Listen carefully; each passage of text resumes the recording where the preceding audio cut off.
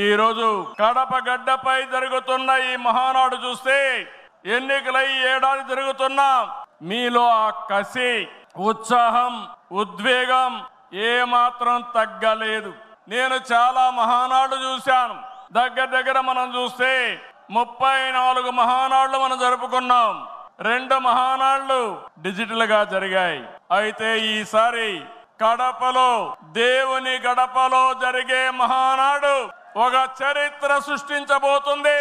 సువర్ణాక్షరాలతో ఆంధ్రదేశ రాష్ట్ర ఆర్థిక పరిస్థితి ఒక దిశ నిర్దేశిస్తుందని చెప్పి తెలియజేసుకున్నా. ఈరోజు చల్లని వాతావరణం. అన్ని మహానాడులంటే చాలా వేడివేడిగా ఉండేది, ఎండలు ఎక్కువ ఉండేటివి. ఒక ప్రశాంతమైన వాతావరణంలో, ఆహ్లాదకరమైన వాతావరణంలో ఈరోజు కడపలో మహానాడు జరుగుతా ఉంది. ఉమ్మడి కడప జిల్లాలో 10 స్థానాలకు గాను 7 స్థానాలు గెలిచాం. మన సత్తా చాటాం. ఈసారి ఇంకొంచెం కష్టపడితే 10కి 10 మనమే స్వీప్ చేస్తాం. రాయలసీమ ప్రజలు అద్భుత చైతన్యంతో ఈసారి ఇచ్చిన తీర్పును గౌరవిస్తూ వారికి ధన్యవాదాలు తెలపడానికి కడపలో మహానాడు పెట్టాలని నిర్ణయించాం.